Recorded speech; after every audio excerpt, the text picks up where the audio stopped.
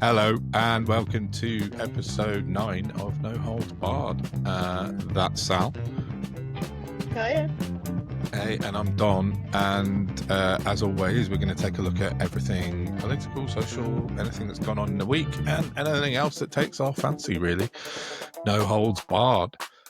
So, we've got a few bits and bobs to get through this week, but I think we'll probably start, as we always do, with Sal's roundup of PMQs and take it from there. So, shall we go ahead? That is indeed what the plan was. Oh, there it is. Yeah. So my unorthodox breakdown of PMQs. Mm-hmm. French National Assembly were in attendance this week, which was interesting, all things considered. He ruined PMQs for me this week by opening with some sort of monologue purporting to give a shit about carers for Carers Week, which put me off right away because we all know how disingenuous that is, all things considered in the current climate. Definitely. He was asked about Gaza, reeled out the usual nonsense about we will continue to support a ceasefire. Somebody stood up and said that mental health numbers are falling. Well, see the interview with Dr. J coming up for that. Yeah.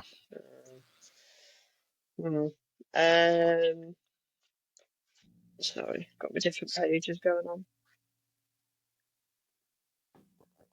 Yeah, then Bad Enoch stood up, and that's a different PMQs. I've lost my page. Yeah. Don't worry, I'll put that bit out. I mean, it's all genuinely, people. It's all the same pointless nonsense every flipping week. There's just no point to any of it. I know, it's ridiculous. I said to you before, I've just skimmed it now. I don't even bother listening because it's just such a load of rubbish. Oh, so somebody said, "Oh, Prime Minister, mental health numbers are falling. Isn't that wonderful?" Can't possibly be a planted question. No. Starmer then starts bragging about what they've done. It was just a complete embarrassing setup. Badenoch again, everything she said was hypocrisy and accusing Labour of not handling their mess that they left better. It's just incredulous to me. They played ping pong with Truss again. Children's hour. There's just no point to any of it. She accused him of doing U-turns for the winter fuel bill. And while she's not wrong, how is it helpful or progressive? What's her point? What's her end point to asking such nonsense? There's just nothing to be gained. No, and they're getting paid handsomely for this.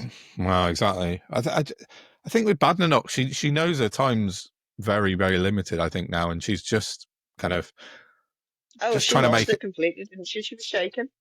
Yeah, she's just making as much noise as she possibly can, I think, to get herself a job afterwards. I think that's really all she's up to at the moment. But well, I can tell you from bitter experience that the minute you start physically shaking, the minute your nervous system is shot.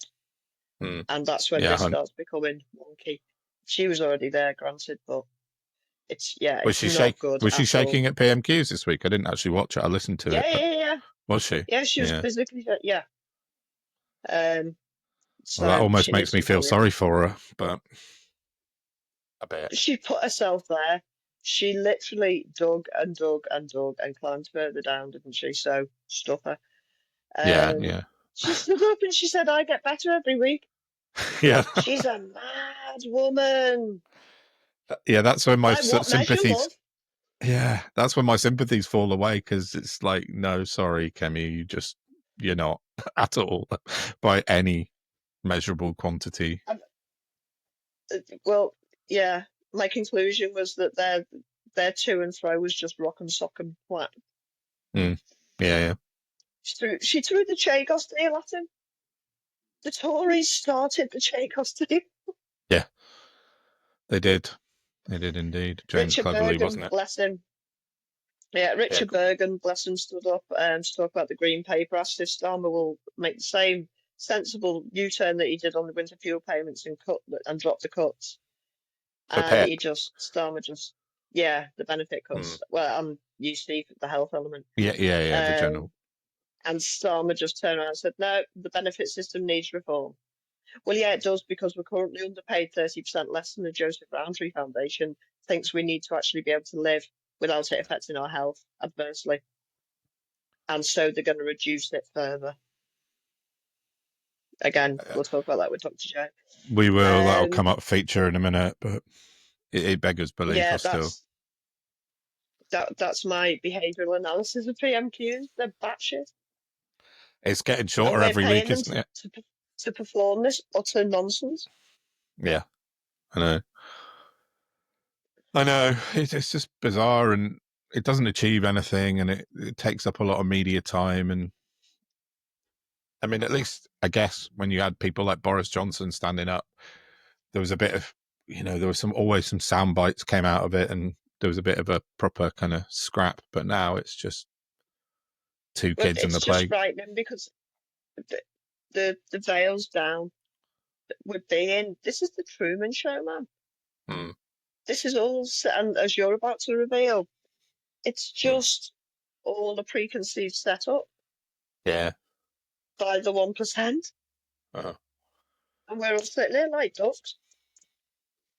Yeah, it's very, very strange times. And I still feel like a mad person saying this stuff, but it's the writing's on the wall. Yeah. Well, as you said, like what I'm going to come on to in a minute, it's kind of proves your point completely. And,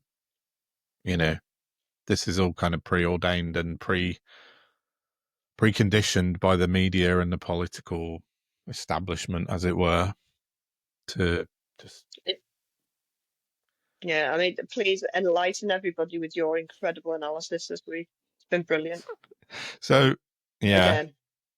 So since January, every month I've been running I don't know what I call it. I've called it Don's monthly data drop this month. I don't know. I can't get a good name that's catchy. That's just annoying. But anyway, it doesn't matter. So since January, I've been kind of counting the numbers of social media mentions by each party, their sort of leader, their deputy, and anything significant, and any significant members in the party across Sky News, LBC, GB News, Top News. There's a few. It's on my Twitter. I'll link to it in the bottom of the show as well. And this month has shown something. It basically it's the trend is becoming much more clear now, as I've done it for 5 months now. But basically, reform, as always. And if you needed any proof, you can see it in the numbers and in the data now. Reform are receiving, I'm looking at it, 35% of coverage in social media coverage from the main news outlets. 35%. They've got 5 MPs. They've got, which is 0.8% of the entire House of Commons. They hold 5 MPs. The ratios are off the scale, aren't they? Well, this is it. And they've got local council seats. They only hold 4% of those, 4. That's it. So 4% of local council seats and 0.8% of MPs. But they get 35% coverage. Just like you just said a minute ago, this is not in any way a fair system at all. I've forgotten the point I was going to ask you about then. What did I see in the media this week about the BBC levering coverage towards Reform UK supporters? Mm-hmm. Oh, yeah, I did see that, didn't I? Because I remember at the time thinking, what the? Yeah. What? Yeah, exactly. That was Adam Bienkhoff at Byline. It seems to me, Starmer seems to be digging his own grave, because all he's got to do is roll out stringent, proper press reform. And again, absolute wasteland. Yeah, exactly. Zach Polanski, who's possibly going to be the new leader of the Green Party, reposted my tweet this morning and said exactly that. He said this is just insane. The press reform couldn't be. He's all there is. Yeah. But that's the problem, and that's what I replied to Zach was, this benefits everyone. It's not just the only people that don't benefit are Nigel Farage, and he needs reeling in anyway, because obviously we can see from my numbers, his tiny little kind of media empire, and he's getting 35% coverage for having he's a tiny minority party. And so press reform would benefit all of the other parties, everyone, make it equitable, or almost equitable, at least, encourage it. And we wouldn't end up in a situation where we've got a tiny minority party almost catching up with the coverage of the government. Doesn't make any sense. So, but we've got people like Lisa Nandy, you mentioned a few times, and where's she at? And the DCMS and the Department of Culture, Media and Sport, they're not around. They don't seem interested in doing this work in order to kind of even try and bring things into a sort of level playing field. It's just all set up for reform. And as I think I said on Twitter, that if this tiny party's been treated as the government in waiting continuously, people will believe that they're the government in waiting, and that's what's happening. It's manifestation. That's how it works, isn't it? Yeah. Again, it's not like voodoo. Manifestation is a thing. Yeah. Especially when you're talking about psychological manipulation and what have you. This is how it works. This is how the Nazis got away with it last century. Yeah, it is exactly that. It's controlling the media and controlling the press, and reform, Fascism. as we can see, are absolutely wiping the floor with. So just to make some comparisons briefly, because I'm not going to talk about loads of numbers because it's boring to listen to, but go and look at my PDF or my numbers that I put out across the media. My this isn't an exhaustive study, but I've been doing it month on month, so it gives a reasonably relative kind of snapshot of how things are sort of being portrayed. But reform, I've got 35% coverage across social media on the major broadcasters. Labour have got 53, which you have to expect because they're the party of government. But look at the Tories have got 11%. They're the party of opposition. So broadcaster impartiality. Aren't they supposed to give it equal? But aren't they supposed to give equal airtime to each party? Or certainly to the two main ones. Well, and yet along comes the one-man charabanc. Yeah, exactly. And he's getting the lion's share of it. It doesn't make any democratic sense. No, it doesn't. It's not fair, and I don't know if it's legal. I'm still trying to find out what the legalities are, but it feels a bit like we're kind of Wild West in terms of broadcast media now. There doesn't seem to be any regulation. And that's what you were saying earlier, that Adam Bienkov at Byline wrote the article in the week saying that the BBC, they've got hold of a leaked, I think it was a transcript from a BBC board of directors meeting that said they were going to actively try and shift their programming to attract more reform voters, like they need to. Sure. But Robbie Gibb, who's on the board at the BBC, was on the board at GB News not so very long ago. So I mean, maybe he's a plant there. So who knows? Z's, aren't they? So it seems to be coming out, but it's just a Mobius strip of interconnected media and reform, and they're being punted left, right, and centre by everyone. And GB News and Talk TV are obviously the two that are shoving reform more than any. But it's not just them. The BBC are doing it, Sky are doing it, LBC, ITV. It's like they've captured the media. Yeah. So, just from when I started in January doing this data stuff, I'm looking at it now. Reform started, they had 952 mentions, and the Tories had 750 at that point in January. So they were kind of close. But now, as we move across the last 5 months, Reform have gone up to 1,728, and the Tories have gone down to 558. So the Reform and Tories have gone like that, and that's without even talking about. Pardon? It's subverting democracy again, isn't it? Yeah, completely. And and you look at the Green Party and the Liberal Democrats, and Liberal Democrats have got 72 MPs, as we know, and they have, let me just double check what the numbers in terms of local seats. the Lib Dems have 15% of all local seats compared to Reform's 4, and they have 72 MPs compared to Reform's 5. And the Lib Dems got, hang on, I've lost my sheet. The Lib Dems got grand total of 32 mentions compared to Reform's 1,728. And it's, if that doesn't tell you that there's a, it is. And the one more thing I'm going to say about that is I added in the new MP, Sarah Potchin, to the data this 1 month because she seems to be everywhere. So I just wanted to see if she was actually everywhere. With her feral racism. Yeah, she's awful. She's a horrible woman. And so Reform's new MP for Runcorn and Helsby has so far racked up 75 mentions this month. And she's only been an MP for 3.5 weeks. It's only the 12th. Sorry? It's only the 12th. Yeah, exactly. So compared to, so the Lib Dems and the Green parties in total have had 40 mentions, and Sarah Potchin on her own has had 75 mentions. I mean, it's just wrong on every possible level that you can imagine now. The thing is, people could see this and just think, oh, well, it's just TV. It doesn't really matter. Who cares? Nobody listens. Except they do. This is how fascism claws its way in and remains there. Yeah. And unless we collectively stand up against it, it's a done deal. It seems we're 4 years away, and we can already see that the planning is in place, and they've captured MSM somehow. Yeah, that's what it's looking like. Think they're the next, big golden egg. I think a lot of it depends on what happens in America.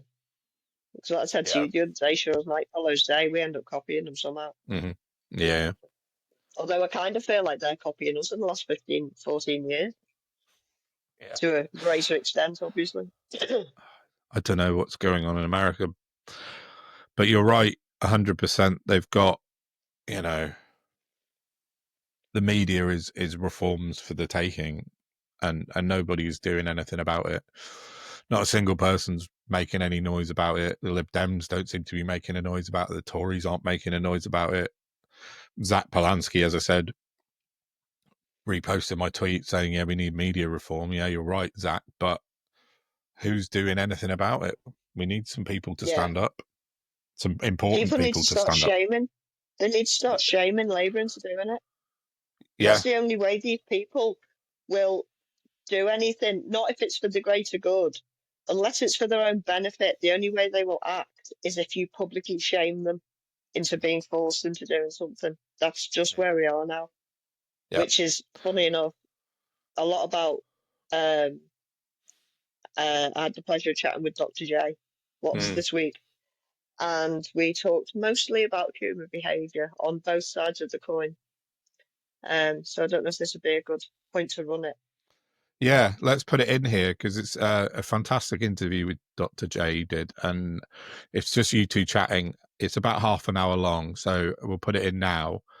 Have a listen to it because it builds and builds, and it finishes with such a bang with a pair of you, and it's well worth a listen. So go ahead and right. Joining us for a lovely chat on today's pod is Consultant Clinical Psychologist Dr. J Watts. Jay, we've been long-time pals on Twitter now, and I am so grateful to you because I know you have limited time for joining us on this pod to have a chat about many interesting things. Would you like to introduce yourself? So lovely to meet you, Sal. I'm super glad that you and Don are doing a podcast. It's rare good news in such times. Oh, thanks, man. And I'm sure, I hope everyone follows you if they don't already. So I'm a disabled activist, and I'm a consultant clinical psychologist. So I've kind of I've always been someone who's campaigned against institutional violence, especially the psychiatric system and how damaging it's been and how many deaths it's caused people and misdiagnoses and leaving people in assessment treatment units, all the shit that for really kind of since I first came into the system as a patient back in the 90s. And probably for the last 15 years, last 12 years, I've had to, as we've all had to kind of, campaign initially against IDS, obviously everything that's happened with austerity. And I think we were all, hoping desperately we were going to be in a situation right now, but obviously we've never needed to kind of foreground disability activism more. And that's like, it's just central to like everything I do, because I can't, either for me as a disabled person or with my friends or my, my mad family, or obviously with my patients as well, I can't even begin to think of myself as someone who's like, kind of trauma informed unless I'm trying to stop this democide of disabled folk of our community. So yeah, that's where For I'm a lot coming of us, from. it does seem to be a fait accompli, doesn't it? Because it's literally why I'm here, sat, on a new podcast with an able friend, but a very incisive one. Um, and yeah, what the hell's going on? Just This is just not the country anybody was raised to believe it is. If you know what I mean, we're supposed to be United Kingdom, Great Britain, eugenics. What? Yeah. Yeah. 15 years in now. It's so cruel. And I think the betrayal that we're all feeling right now, everyone knew that everyone who's been a campaigner for a long time, or, who's been a claimant, knew that Labour weren't going to be like, what we had once hoped Labour would be. So like, I don't think any of us were kind of like, hoping it was suddenly going to be, a kind of Corbynite vision, put it that way. But the degree of cruelty and the degree of, like, I keep on thinking, and I won't be the person to do this, no one is talking enough about how many deaths by suicide they're going to be, because I don't even want to say the figures, because it's, it's going so bad. I still believe that we have to fight, and I'm just like, for me, just as a personal value system, it doesn't matter if it's hopeless, going to keep on fighting. I think we can probably make some changes with some transitional protections still. And I think we just had to be so proud of ourselves, having got from 30 MPs to 150. But I don't think anyone's thinking that we're going to be, that we're going to be laughing and singing come June the 13th or whatever it's going to be, the vote. I was hoping you could explain for me, because people, if you don't see with your own eyes what's going on, you don't experience it, it's very, very hard to understand what's really going on at the bottom of the DWP issues. And for, like you say, since IDS, he's created a literal cliff edge that pretty much everybody who has to go on to sickness benefit ends up on a slide, because it's so arduous to try and exist, especially if you have no other support.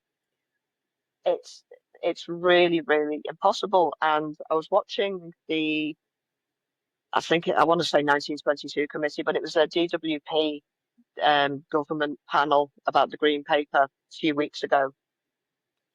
And they raised the title they gave it, rather than the ending of life, was Deaths of Despair.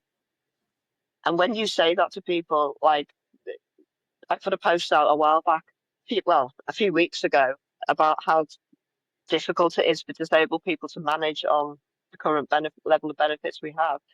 And literally Terry Christian told me to give over. So I was hoping, and he's not the only one. People just, if you've never experienced it, how could you understand it? The point is, people don't want to, because it's such a hideous thing to actually come to terms with our country doing this to its own people.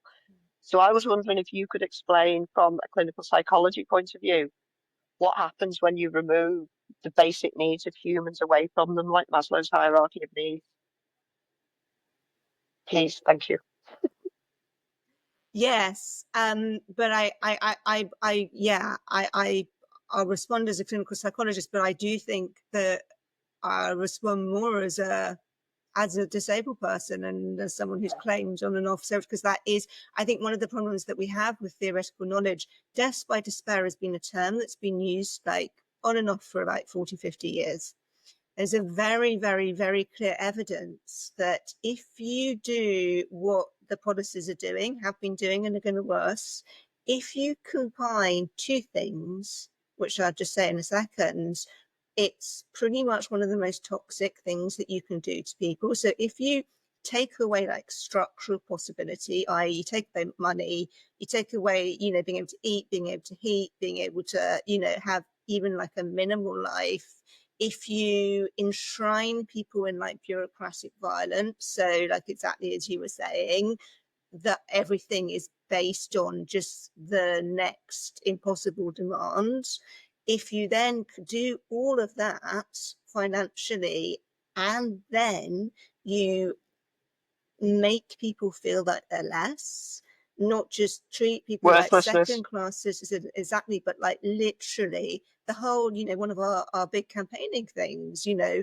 that worklessness isn't worthlessness, but what people have put, what the government and what successive governments for 15 years, arguably 25 years, have put people in, is this constant kind of terror whilst also pushing people down. And you know, psychologically, biologically, because it affects our, you'll see your cats this week, it affects, you know, what happens in, yeah, it affects, you know, our inflammatory markers, it affects how we think about ourselves, it affects how we carry our body, it affects how we breathe, it affects how we poo, it affects whether we feel safe enough to go outside, it affects whether we can look people in the eye because we're so fucking scared that we're going to be looked at as if we're doing being human wrong somehow.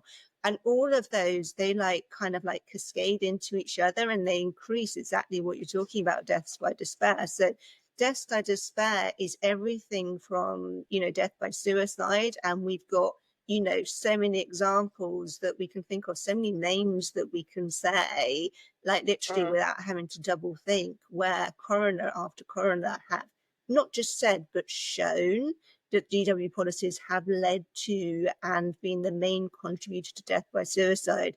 So those are the kind of like those are the kind of deaths by despair that people tend to think of most.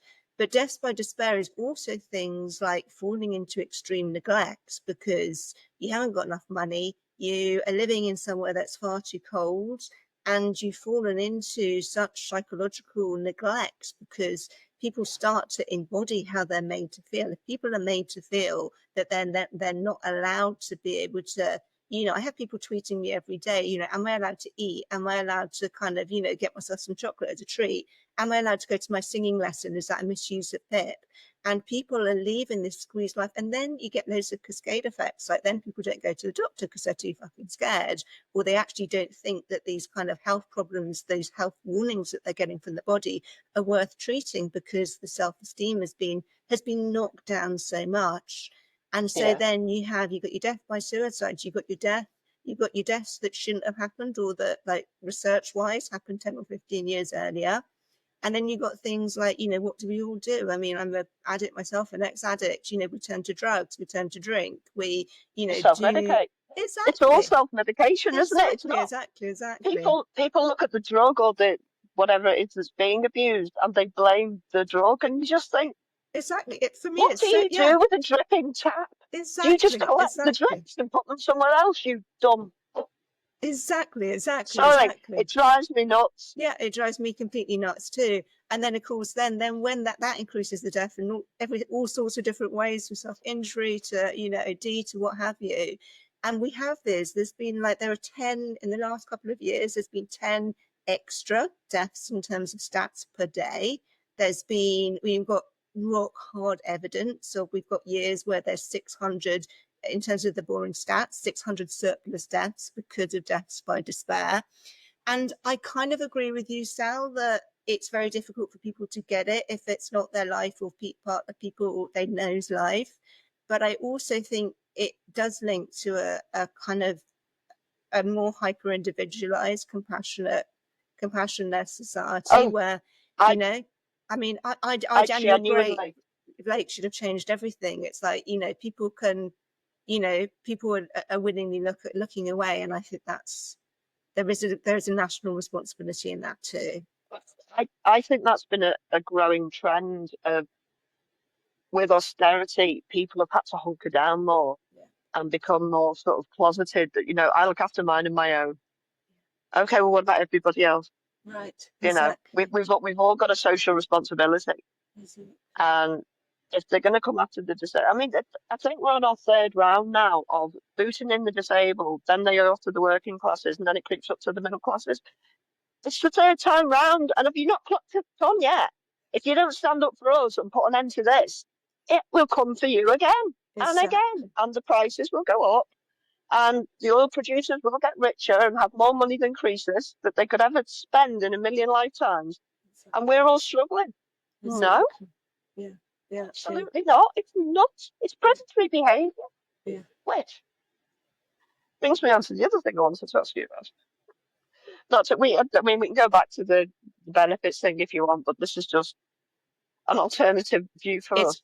Yeah, good to get me off benefits, guy. I will talk to benefits for about 10 years, and I always have to be interrupted because I'm so fucking angry about it. You can't, yeah. I know, but I'm just very conscious that I don't want it to be all I talk about, because there's other things, and for our mental health, we need to be distracted by them. So what's the difference between a psychopath and a sociopath? Geek answer. Mm. The geek answer is nothing. In so much as okay, so my boring statistics brain, they've just changed you say that now, you might have 2 minutes. They've just changed the statistic, the statistical diagnostic manual. So officially, there is no distinction between psychopaths and sociopaths, and that's all kind of changed completely. That changed about 2 years ago. And so then and I'm not saying that there aren't people who are bad, to talk about that in a second, because clearly and there are people who are dangerous, but they've changed that all around.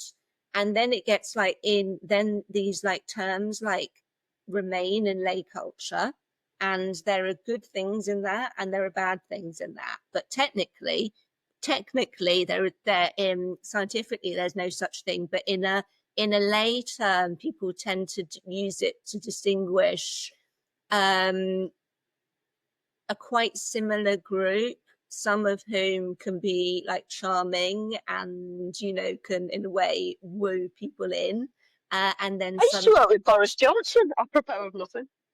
With Boris Johnson, I mean, sorry, yeah, I don't know why he suddenly sprang to mind. It's just entirely random. I mean, but Boris Johnson, he got 11 kids? He's a charming man. I've met many. Actually, he used to. This is completely and totally random. I'm from London, as you could probably tell by my incredibly southern accent. Boris Johnson basically kind of used to get bike everywhere when he was mayor of London, and basically used to wave at any woman under about 70. So we've all been waved at by Boris Johnson, including myself at some point. When people think of a sociopath, they tend to think of more, the kind of when you see Netflix kind of documentaries, and you go in, the police kind of knock down someone's flat, and there's I don't know, no furniture, and there's one tin.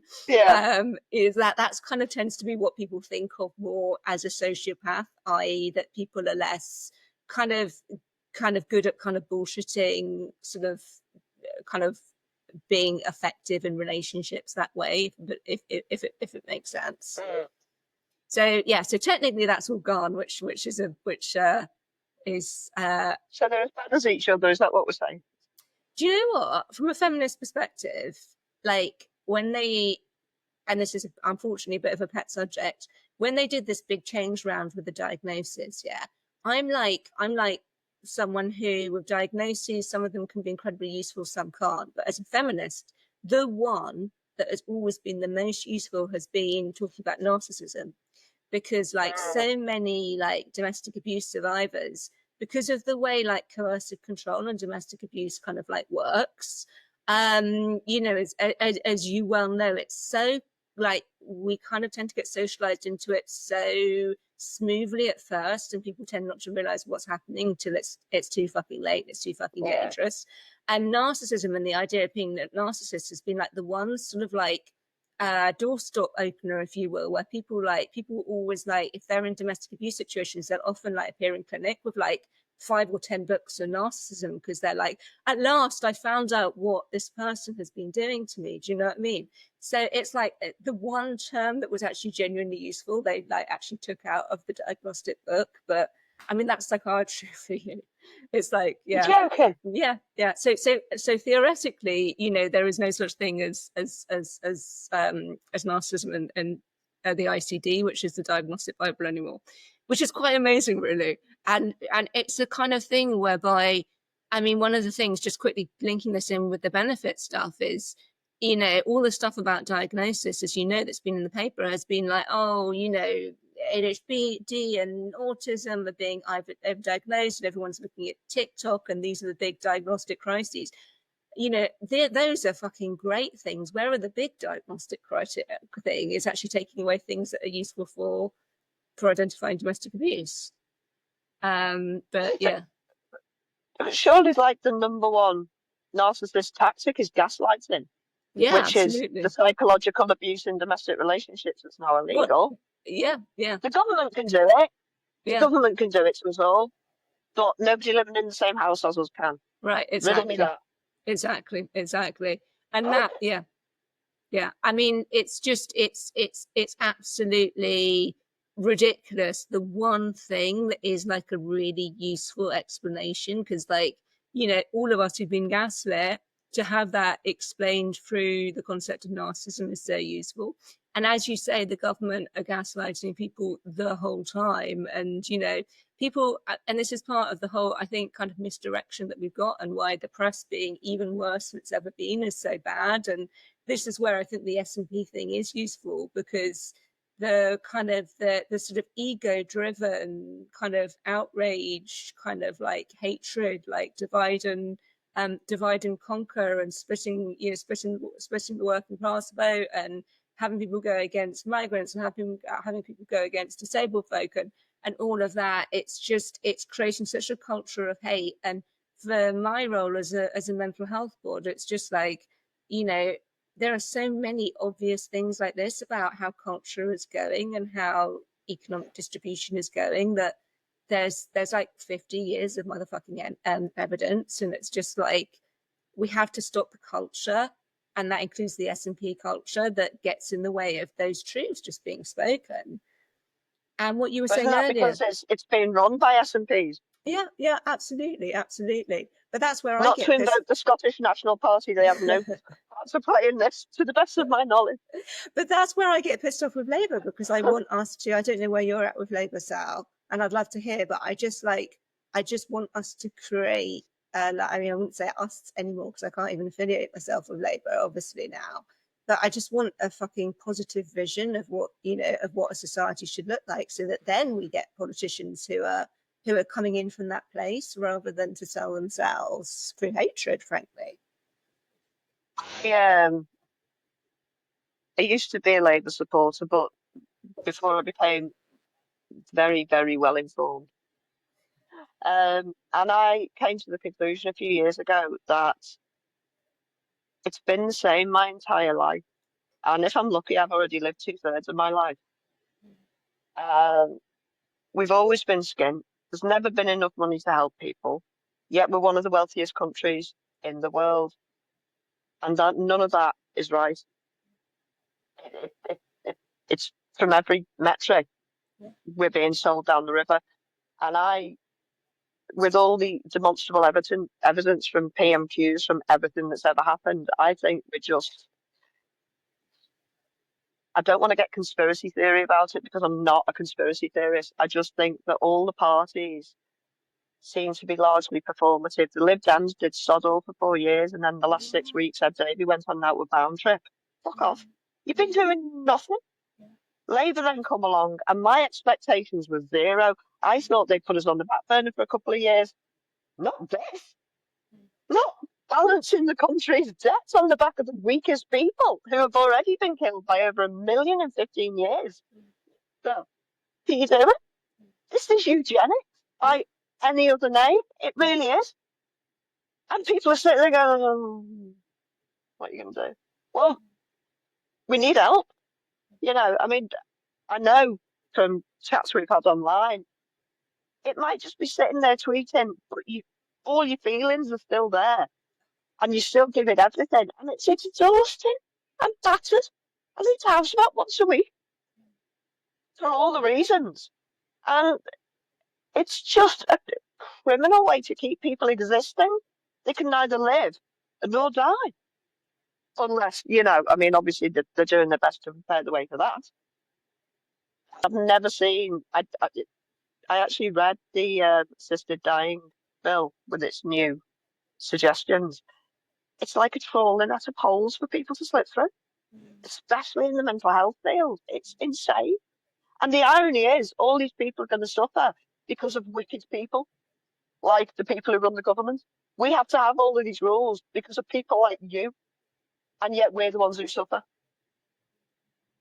I can't figure it out other than we are being run by predatory human beings who don't want the best for this country. They want the best for their last third of their years, and damn everybody else. It just you've got to so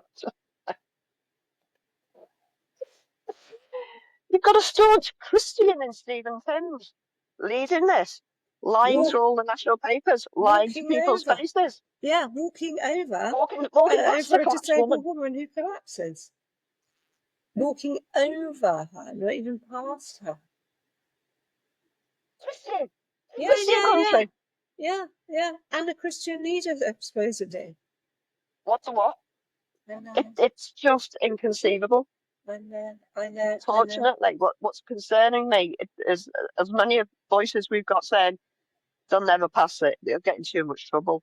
There are too many serious people going, they're absolutely going to pass this.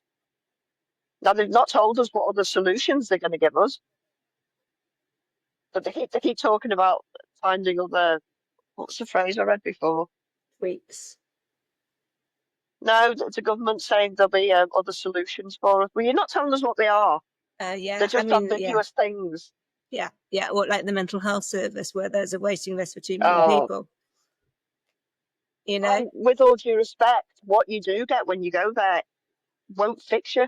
Oh, 100%. You can't fix austerity by medicating people. 100%. What you can do is make a lot of money for pharmacology. 100%.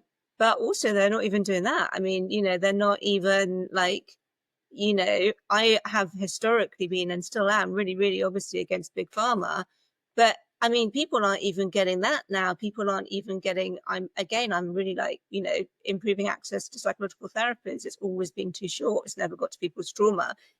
It's only ever going to be like 20% compared to people's living situations, but people aren't even getting that. They're like literally waiting 2 years, 6 years, 10 years, and then getting one session and told they're well. So then there's this kind of like weird kind of denial of mental illness and mental disability, which is a huge problem.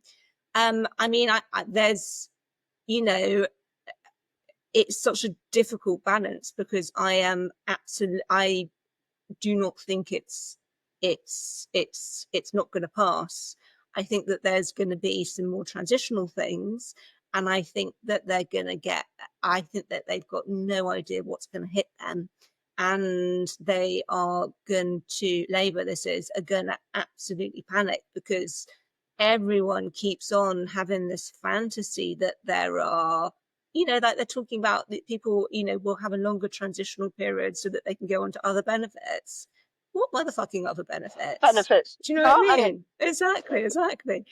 So those kind of things. I mean, it's like a really, really, really horrendous situation. I genuinely think, and listen, this might be my middle class privilege within this, but I genuinely think that I'm like, this as soon as the vote comes in, I will, and I never do this, and my patients will understand why. I will move 2 days of clinic because we need to emergency organise like fuck. Otherwise, we're gonna have, just unprecedented deaths. I do think that we will find ways, but of course, it's not going to be at sufficient at all.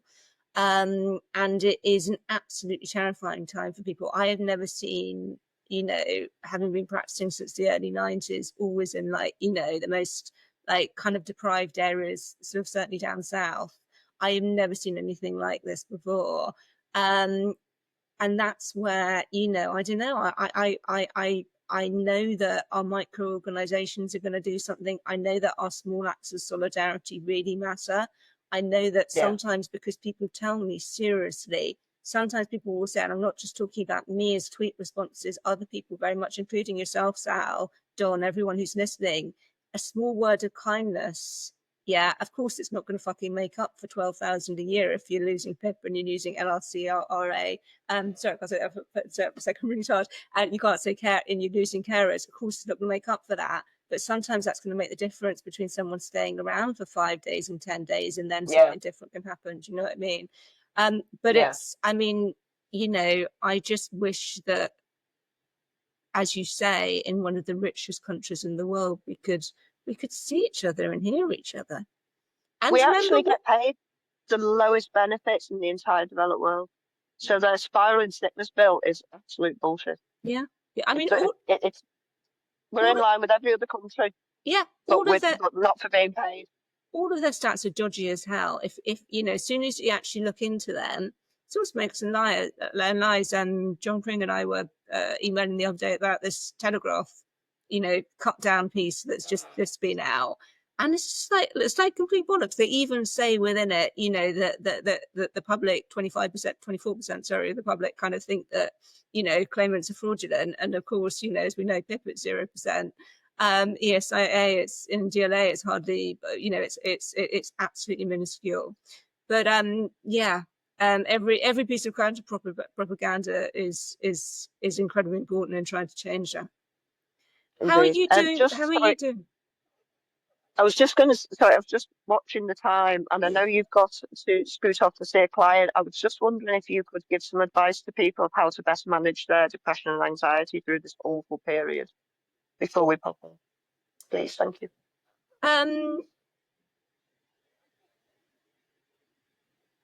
Okay, the reason why I'm pausing for a second is it is when it's useful for people to think of it as depression and anxiety. I'm completely fucking there. I completely support that. I also think it's completely, you know, it's impossible if we are being pushed down not to feel depressed in that DE and then pressed. Oh, it's perfectly natural. Do you know what I mean? And there is nothing more anxiety provoking than you know, potentially being, you know, put into an extreme survival state where we know already that in terms of precarity, in terms of poverty, disabled communities up there. What I would say with this would be, if the vote doesn't go our way, even if you've had really bad experiences with people like the Samaritans and like Calm before, I know everyone sometimes with these helplines, including myself, have had experiences where they called and it's not always been great. I want you to call, and I want you to call again. And if you can, I know it's really, really difficult, but, you know, get onto social media if you've got the spoons. There, as a community, we will be looking after each other. And what we always know about when a big traumatic event happens, and it is a big traumatic event, that the doing things straight away is something that we're doing in like a kind of hyper adrenalized state where, you know, we want to exit as quickly as possible, and sometimes that can stop other things being possible. I know that for me and for many people, whatever does and doesn't happen, transitional protections are going to be stronger than they seem, and the headlines are going to be stronger. And, you know, the better NGOs and charities are already in some serious planning, so that there are going to be more safety nets than it seems. And the terror and, you know, thoughts of suicide and thoughts of worthlessness, I completely, you know, I really understand it's been so dire for so long, but I just want to say to people that, you know, there are always ways. There are people like me that I can and that we can as a community connect you with, and that you do matter, and that, you know, you are just as valid as any other person. And, you know, that we want you here We want you around. We want you to do things like, you know, carry on drinking and carry on eating and try and get some sleep. And, you know, that feels impossible in the moment, but we want that for you, and you deserve that. And when you have the spoons, join us in organising. When you don't have the spoons, you know, collapse and look after yourself, because that's how we get through things as a community, and we will get things through as a community, and we want you here. Yeah, we've thought this far. We're not going to stop now. Awesome. Well, I genuinely could talk to you all day about all sorts of things. I hope at some point you'll come back on the pod and talk maybe with both of us That would be at great. some point down That would be down the line. But for now, Jay, thank you so much for your time. I am ever appreciative, Thank you and for I your hope you have a great activism. day. You too, sir. Oh, thank you very much, darling. Take care. So off the back of that, if I can just have a couple of minutes, as you know, I don't like talking about it because it's horrible, and I'd so much rather it wasn't happening, and nobody really enjoys listening to it. But I wanted to make a little point about what the government are about to do with disability benefits, because they're essentially going to cut them and not replace them with anything that they've discussed at the minute anyway. They've certainly not told us they're going to bring any new things in. They'll probably be forced into having to, like they did with universal credit. We'll bring universal credit in so we can get rid of ESA. Oh, here, have a bit of universal credit and a bit of ESA, except because you're getting the ESA, we have to take it out universal credit so you get less of that. And it's insane. It's absolutely maddening.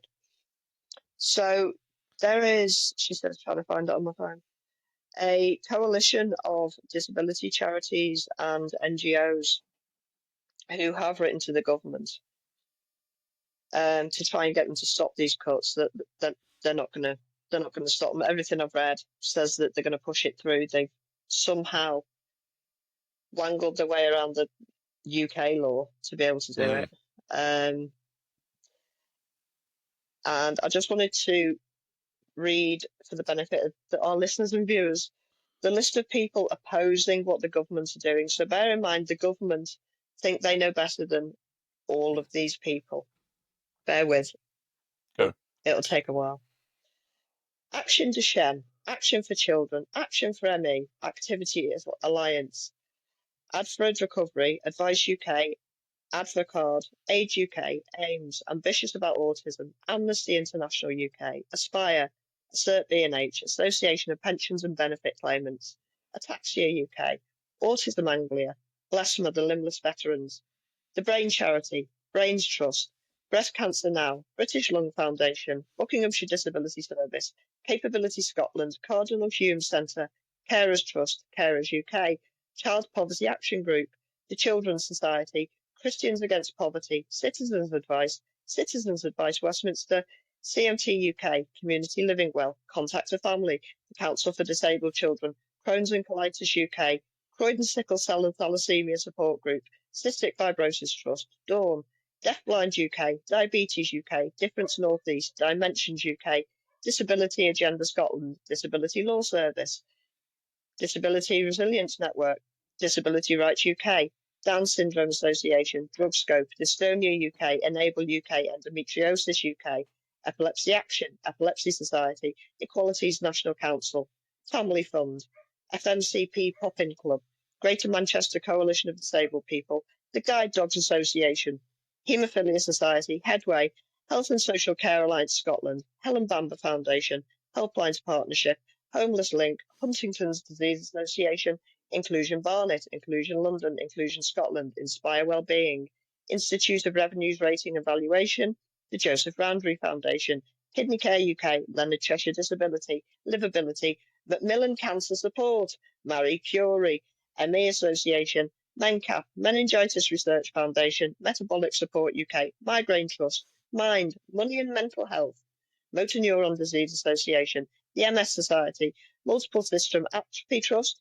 Muscular Dystrophy UK, National AIDS Trust, National Association of Welfare Rights Advisors, National Autistic Society, National Axial Spondyloarthritis Society, National Children's Bureau, National Deaf Children's Society, National Federation of the Blind, National Kidney Federation, National Rheumatoid Arthritis Society, National Survivor User Network, National Union of Students, the Neurological Alliance, Octavia, Ouch UK, Pathways Trust, Parkinson's UK, FAB, PIP Professional Support CIC, PSP Association, Public Law Project, Rethink Mental Illness, Revitalise, Richmond Aid, RightsNet, Royal British Legion, Royal College of Psychiatrists, Royal National Institute for the Deaf, Royal National Institute for the Blind, the RSI Action, Save the Children, Scope, Scottish Association for Mental Health, Seeability Sense, Sense Scotland, Services for Independent Living, Shaw Trust Sheffield, ME and Fibromyalgia Group, Shine, the Somerville Foundation, the Spinal Injuries Society, St Joseph's Hospice, Stripey Lightbulb, the Stroke Association, Sue Ryder, SWAD, Terence Higgins Trust, Together for Short Lives, Tourette's Action, Transport for All, the Trussell Trust, TUC, Turn to Us, United Response versus Arthritis, Voice Ability, We Care Campaign, Welsh Association of ME and CFS Support, Wheelie Queer, Whiz Kids, Wiltshire Centre for Independent Living, Young Lives versus Cancer, Zacchaeus 2000 Trust. Apparently the government know better than all of those societies. And they are the people who have been lobbying the government to not do this, and the government are refusing to listen point blank, and thousands, if not hundreds of thousands of people will die. It's hard to know. So, it's hard to know what to say in response to that, because, I mean, yeah, how many? Do you know how many were on that list? Like a couple of hundred, 100 and something, whatever. That's 150, and that's not an exhaustive list. Yeah. There will be other charities that are under that umbrella that have been lobbying the government, and Liz Kendall knows better, right? It just makes no sense to me. If I can understand how things work and why they've happened, then I can get my head around it. But this just is insane. It's just absolute cruelty. And sorry, I actually need to thank Emmy Foggy Dog for sending me that list, because I put an all action thing out last night saying, can anyone give me the list of charities? Okay, yeah, cool. So thank you to everyone who helped out. It is hard to know what to say, because if you've got 150 people on that list who are in the field, know what they're talking about, understand the damage it's going to do. And Liz Kendall, as you said, it's Cameron all over again. These people are telling them what's going to happen, and they don't care. They're doing it anyway for what is it, 6 billion quid. There's a flipping overflow of. It's more than 6 billion quid of unclaimed benefits. Why can't they take it out of that? Yeah. Or maybe they're doing that as well. I don't know. But somehow, they might be. Who knows? It's the most vulnerable people's fault that the Tories robbed all our money and spattered up all their mates. Yeah. It's beyond. It's absolutely beyond. It's like you said, it's the Cameron austerity thing. They were told what was going to happen, and they just ploughed onwards regardless. But you just don't. I have little faith in Labour at the moment, but I would have expected them to be able to realise what this might achieve, what damage it's going to do, but they don't. They seem oblivious to it, and I don't understand why. I just watched Andrew Fisher being interviewed on Paul Joe about the spending reviews yesterday. Yeah. Whatever, the economy business. And even he said towards the end of the interview, he said, they've got this plan to get all these millions of disabled people back to work. He used to be a Labour strategist. I said, that's right. No way they're going to do any of that. There's not a chance. There aren't any jobs for the people who are well. I know. So what, are you going to then subsidise companies to take us on? Well, yeah, of so course. That's going to cost the public purse more. Yeah, more billions. It does. It's not. That's not going to happen, is it? It's just they've really dug themselves a big old hole, and it's going to be filled with their bodies soon. It's it was, I think we covered it all in the interview. She says, I can't actually remember a lot of it. I was quite nervous. No. But going on what you said, it was okay. So yeah, it was brilliant. Yeah, it was excellent. Yeah, it was really good. Yeah, you did talk about that a bit. Dr. J, new friend of the show. Yeah, absolutely. Come back and see us whenever you want, Dr. J. It'd be lovely to have a chat as well. Yeah, Can cruelty. we move on to something else? Let's get us Yes. all out of this horrible, horrible dystopic business for a Well, change of let's subject. to Go on, go. fascism. No. Let's make it Gibraltar first, because you Oh texted me yeah, yesterday. You texted me yesterday and said, "Do you want to make some notes about Gibraltar?" And I said I would. So please explain it to me. there's nothing to explain though. It's not really. There's nothing happened specifically that's any different to, apart from it's going to be Spanish border guards, and Gibraltar be able to trade with the EU more freely, which, they voted Remain anyway, 99 point something or 98 point something, to stay in the EU, because obviously they're attached to Spain. It makes no sense not to be. So now they've just basically got freedom, a bit like, the Republic of Ireland, in order to be in Schengen and the customs union and stuff like that. We haven't given away Gibraltar. Like, I wrote something yesterday because there was a spending review, as you said, and I'm not even going to touch it because it's so dull that it's just not even worth going over. But at the I same can touch a bit time, of it. yeah, at the same time, I wrote, before any of this sort of happened, I said, I sort of saw a few posts. I said, the far right are sort of lining up their next Lucy Connolly / Chagos Island attack line, and it's going to be Gibraltar. And lo and behold, it was. But the Telegraph, who we've mentioned a few times, as Those just based, lying arseholes. yeah, but as you said once or twice before, there used to be a paper of note, of record, sorry, and they just there was an article in there saying, oh, Keir Starmer's, oh sorry, David Lammy surrendered the Gibraltar, and it took, I think, I have to find him now to be accurate. Here he is, Fabian Picardo, who is the chief minister for Gibraltar, said, this is untrue and misleading. It should be entirely disregarded. Disappointed in the Telegraph. So he's the minister of Gibraltar, and he had to come out and Shameful. correct it. Sorry? It's shameful. They Yeah. should be like professionally embarrassed. Where's that gone? No, that's another part of the media thing. They don't have to be anymore, do they? Because they can just say whatever they want and just continue moving on. I saw Richard Tice, everyone's favourite Dubai resident, today. Someone presented him with crime stats for London. It's shown that crime stats have been steadily dropping over the last few years. And because of his, he doesn't like Sadiq Khan, obviously. He said, nah, that's a load of nonsense. And then that was it. But, oh, well, okay then. If you say so.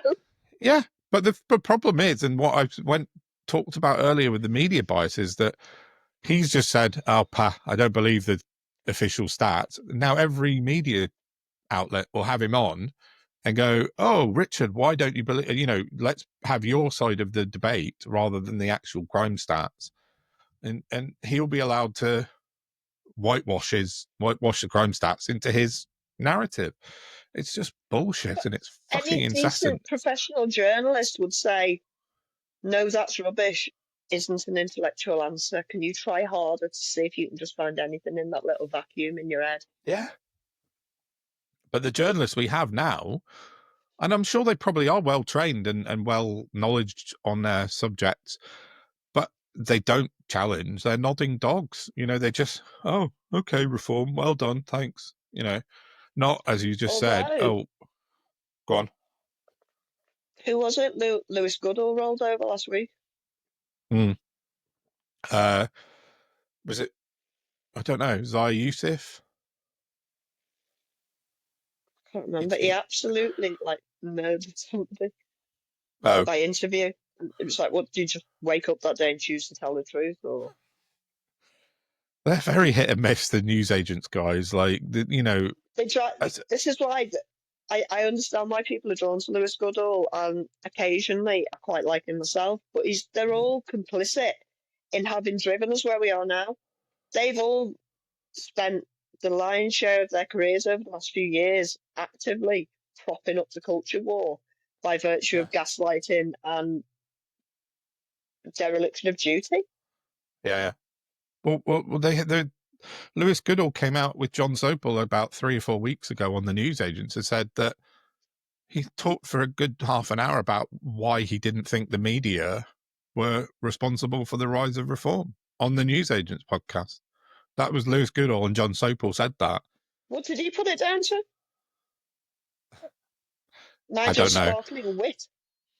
Basically, yeah. But that's the problem, isn't it? And even the good, or the so-called good guys, the ones you think, oh, okay, yeah, they're going to give us something back. And yeah, he may have challenged someone this week, but a month ago he was on his own podcast saying how he and his cronies weren't responsible. No, it's not us, Gov. No, sorry, we've got nothing to do with reform. Yeah. No. They're all complicit, all of them. Yeah, every single one of them. I'd struggle to find a one that isn't. Maybe Victoria's Arbiter, I don't know. Obviously, like, I don't mean Sangita, but the people who are, like, currently... Like, I mean, we discussed James O'Brien last week, didn't we? And the fact that he's clearly performative. Yeah. So, yeah. I think Channel 4 News sometimes do a good job. Krishnan Guru Murthy does a good job. But again, it's a sometimes, isn't it? Yeah, that's it. It's up and down, hit and miss. So, like, okay, so why are you being really good today when for the last week you just, let Israel say whatever they want? Exactly. Be consistent. Yeah. And it's just, there is no consistency across the media, and it as my numbers are showing, Well, we're all proves consistently client journalists. Yeah. Some more than others, but yeah, nearly every single one of them. Yeah. But maybe Vicky Derbyshire is the best of the bunch at the moment. I think with she does sort of take no shit sometimes, but again, not every time. They seem to be in a position now where if you don't, like, what's the word I'm looking for, handle the interviewee with kid gloves, they won't do another interview with you. Yeah, that's it. Whereas the press need to put their foot down and say, well, then none of us will interview you. Yeah. We either bring back integrity, morality, and transparency, or we just carry on as we are. Yeah. And it I ain't agree. working out so well. It's really not. No, that's it. If someone has a hissy fit, if Richard Tice goes, oh, well, I'm not coming back on the BBC, go, well, fine. No. Yeah. And good. Yeah, exactly. Nobody cares. That's fine. Except that the BBC be... clearly have an agenda. Yeah, exactly. We now know. They do. Yeah, they definitely do. Not quite as complicit as GB News unhinged. That's one more thing I just wanted to say on the media on the data thing. Let me just check it before I say. GB News have they're in unhinged tweeting. There are over 100 posts a day on Twitter. GB News, like every day. So I know it's crazy. So last month, Keir Starmer, GB. Yeah, well, this is my point. Every working day. Keir Starmer in 1 month got 721 mentions by GB News on their own. 721.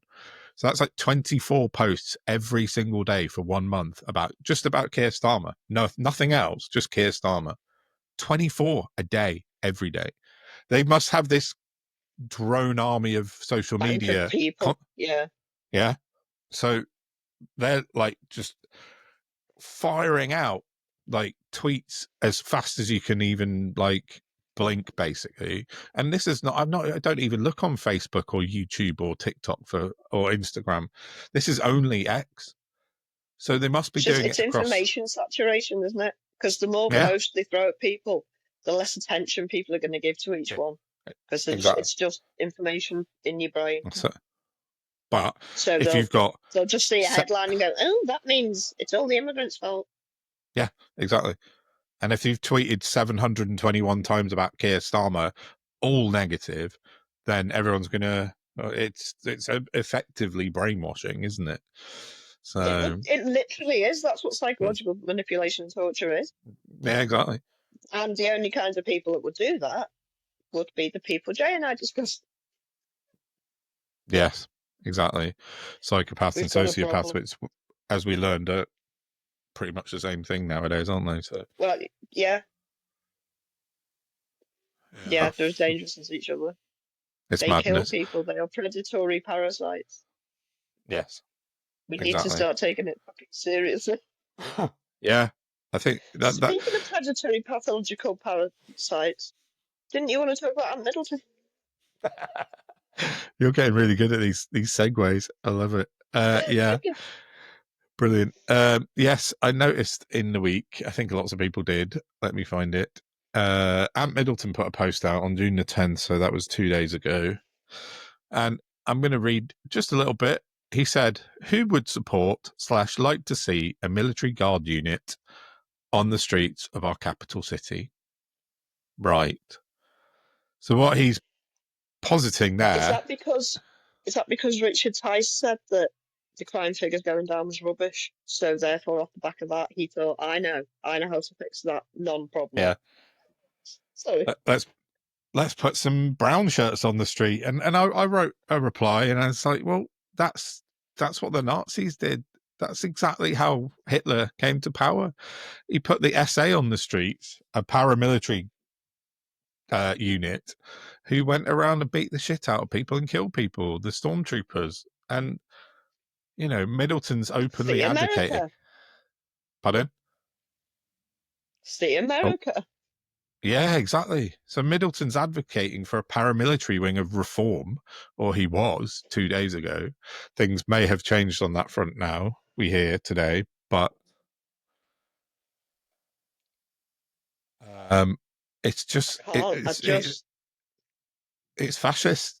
He's putting out fascist rhetoric openly and advocating for paramilitary Interestingly, wings of. Yeah, go on. I was just going to say, just before we came on, I saw that there seems to be a distancing of Aunt Middleton in reform. That Charlie Simpson child journalist, reform Yeah. boy, was saying that he had confirmation that Reform are dropping Middleton for the London mayor candidate. And then Middleton came on oh no, everything's fine, but I've always said I might run as an independent. Well, best of luck with that, you criminal. Absolute clown. Yeah, I'm just looking now. So, yeah. He's such a sad sack. It's desperation to want to be famous. He just can't help himself. Yeah, he's just doing securities, man. Yeah, well, exactly. He said it's now my time to serve the people first, and the people in turn will serve their country. Just go away. It's just nonsense. It's like a combination of like a Churchill speech and like a Hitler fucking rant. He's mixing the two things together. Knowledge and awareness free. Yeah, 100%. They've got no history knowledge whatsoever. So, yeah, it's a bit worrying that he's trying to put paramilitary wings of political parties on the streets of London. Yeah, I don't think that's going to work, mate. I mean, it does seem our best course of action right now is to just massively lobby the government and DCMS. Yeah, maybe. I think we need to. I think we need to start writing. Like looking at the calendar kind of thing. I think now is the time. Do you know what I mean? Yeah, yeah. Look at this, and this is out of order by a long chalk. Yeah, exactly. Pardon me. Yeah, we got 4 years, and we need to be able to, I don't know, make an impact on it somehow. Because if this continues on the trajectory that it is, you know, reform will be on every radio station and every TV channel 24 hours a day by the time we hit the election. So it'll be a two-horse race. It's like you said, they're brainwashing the nation. Yeah, it is. More. Yeah, I mean, Brexit I don't think again. it's ever stopped. But, no. I hate it. I absolutely hate it. Yeah, just one more thing on that Aunt Middleton fascist thing. A person on Twitter flagged up to me something about his banner on his Twitter. He's got a symbol, and it's 3 triangles interlinked. And I'd noticed it, but I never took any kind of heed of it before. So I thought I'd have a look. And this person pointed out to me that that's called a Valknot, which is a Norse symbol, which is kind of can be used for lots of different. It says the Valknot. This is from the Anti-Defamation League's website. It's kind of linked to lots of different things, particularly Odinists.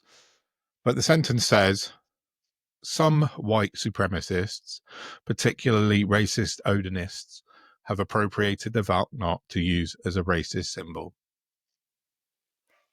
That's what the I was going to Anti-Defamation ask you League if it was says. linked to Odinism. Yeah, They're a is. sacrificial cult. Yeah. So Is it that's what... Christo-fascism or? Pardon? Is it like a sort of Christo-fascism or just? It's Odin. It's Odinist. Or just. So that would indicate immigrants from Scandinavia, would it? Yeah, exactly. So, but that's Ant Middleton has 3 of those on his Twitter profile banner. The Valknot. Read into that what you will. 3. Mm. Just a wrong one. So yeah, I don't know. I Go on. I was just going to mention the Nazi Nan. I don't know if anyone saw it this week. Reform Yeah, UK go. Exposed found a woman from my old stomping ground, which is why it's double. She's about like 112 T. Irene Davidson, and she had a little Twitter account and she said she was a digital creator on Facebook, but she also said that people coming off boats should be tattooed. Yeah, I know. And Grim. fuck off, Nazi. Yeah. And thankfully, within 24 hours, Reform have kicked her out the party. Yeah. So that's nice. Amazingly. But they're doing really well with them background checks. Yeah, the vetting. It's like daily kind of Nazis being discovered in Reform, and we say this every week, but there's always another one to talk about. Yeah, they're not great, those guys. Instead of wings clipped now, we need to do a lot of wing clipping. Yeah, they need to do an awful lot. That's the problem, though, isn't it? I mean, realistically, you read what their sort of subscribers and trolls say on Twitter that, when we have 350 MPs, like you can't keep hold of like your local councillors and stop them being wildly fucking racist. How are you going to translate that into genuine members of parliament? Mind you, they've got Sarah Potchin, who is quite wildly racist, so maybe they don't care. But was she wildly racist before she got voted in there? No, when was that photo of them taken? Which one? Last thing I saw before she got voted in, she was doing speeches on equality, diversity, and inclusivity. Because she's a shape-shifting liar. Yeah, they all are. They're just moving to get some fame and some fortune, and then they'll say what they're told to say, like Zaya Yusuf getting hoofed out last week and then back 2 days later because he'd suddenly decided he was for banning the burqa. Like he had a 48-hour kind of transition in his life, and where he decided from Wednesday to Friday he didn't want to ban the burqa, and then he did, and then he's back in Reform. Wow, what a surprise. If anyone could get Zach Polanski training in MMA or something, give him a little new angle on his profile to, oh, actually, he speaks tough and he is tough. Yeah. That'd be nice. Something like that. Walking the corridors of power, giving it out left, right, and centre. Yeah, I don't know. That would be funny. I can't even think of a happy note to finish on today. So, when's recess? When's what?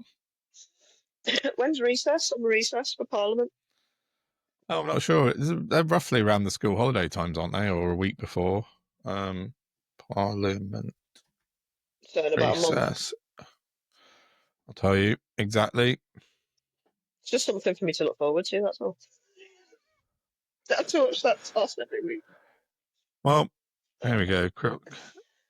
That's something to smile about. Summer recess, Friday the 25th of July till Sunday the 31st of August, and then so a month and a half away. It was longer than that for some reason. Then they come back and go to conference, don't they? So they have conference recess after about 3 weeks. So yeah. Will it be a quiet summer? I doubt it. Not with what's going on in America. If that continues, I don't know. But like you said, they've got the King's. Is it the King's protest on Saturday? For the man baby's birthday. This £90 million military parade is going to be met with a lot of protests up and down the US. I can't wait to see it. I know. It's just, it's insane times. Yeah. But, I think the US will stand up because they did before in 2020 with the BLM and George Floyd, and they did rise up properly and made a difference, a huge difference. And I think they're going to do it again. I really wish. Yeah, it went off for a bit. Okay, we're back. Anyway.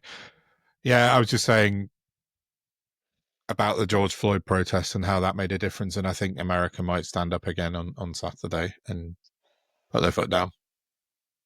But now, conversely, I was just saying I wish they'd invoke some civil rest where they go home, sit down, and refuse to go to work one day a week. Yeah, like we talked about with Esru, definitely. Yeah, rather than risking people's safety, and they're not going to go knock on everyone's door and arrest them for not going to work. No, that's very true. They're going to sack everyone because hopefully most of the SME bosses will be at home too. Yeah, it would be one day. Who knows? It would be the right way to do it, 100%. I hope it does. So, but we shall see. But keep an eye on that. We'll obviously talk about it next week if anything significant happens. When we come back, it'll be after the vote on the disability cut, so that'll be fun. Something to talk about again. Yeah, we can at least have a bit of meat on the bones and understand what's actually happening. But I'd much rather be talking about geopolitics and how Iran's under threat at the moment, but there just isn't the time. Yeah, there's an awful lot going on across the world, isn't there? Oh, that was something I saw today. Just as this really bizarre thing before we finished. I haven't saved it on my notes because I forgot. But Marco Rubio put a post out this morning, the US Secretary of State, congratulating Russia on Russia Day. It's National Russia Day today. And he put an official post out this morning saying, congratulations to National Russia Day today for all those in Russia. Well, I, for one, am shocked and stunned. Almost as much about the front as that you weren't telling me he was tweeting about Lucy Connolly. Yeah, he was the man that they were all taking it to. He was. He seems to have forgotten about Lucy Connolly. He's concentrating on Putin, kissing Putin's backside instead. So, yeah. I mean, yeah, West Russia now, isn't it? Yeah, basically. Yeah, it's not that far across the old Bering Strait between Russia and Alaska, is it? So, yeah, they'd probably get a bridge over there. I'm sure they were talking about doing a deal on Alaska. Who was, sorry? Trump was going to do a deal with Putin over Alaska. I can't remember the was he? ins and outs. They talk a lot of crap, so it may come to nothing. Yeah. So. But yeah. And then that's it, I think, for this week for me. The only thing I'll say is next week I've been reading a lot about the character that is Newt Gingrich and how he basically put Trump where he is now with his polarization of politics in America. And I think you said to me, pardon? Is he like Clinton era? Yeah, in the 90s. The name's very familiar, but from that makes sense. He was the House Speaker in the 90s, and he made an awful lot of changes. Made a lot of changes in the House, and he changed it so that they didn't work on a Monday and a Friday, so that all the senators and congressmen went home for the weekend, so they didn't sort of mix with each other over the weekend and have drinks, so that there was no amicable discussions, so they were sent away from each other, and that was the start of the polarization within America, really. I mean, there's an awful lot more to it than that, but that's effectively how it started. And yeah, it's an interesting read, and I'm going to sort of just do a summarization of it because it's brought us to where we are today with Trump. And The Atlantic's got an article. It says the man who broke politics, and that was Newt Gingrich. Is it a happenstance thing or a planned out sort of MO? Oh no, it was fully on purpose. He decided that he was going to change the world for the better in his eyes, but it didn't work. No, it didn't. Sorry. Sorry, Newt, but you fucked us. But yeah, I'll talk a bit more about that next week. Yeah. Looking forward to it. Yeah. Other than that, I've got nothing else for today. All good. So yeah, I'd just like to say another thank you to Dr. J. It was a great chat with her, and she will be back on the pod, all things being Absolutely. well. And please like, share, and subscribe so we can. The bigger numbers we get, the cheekier we can be about asking people onto the pod. Yeah. Yeah. So Unless, Zach of course, I have a Polanski. trauma and then drop it. Yeah. Yeah, Zach, if you want to come on. We're not massive, but we'll get you out there. Yeah. So, yeah, no, that's absolutely true. Yeah, so, yeah, thanks to Dr. J. Thanks to everyone for listening and watching, because you're building us up a bit, and it's getting good. So we really, really appreciate it. Thanks, everybody. See you next week. Yeah. See you next week. Bye-bye.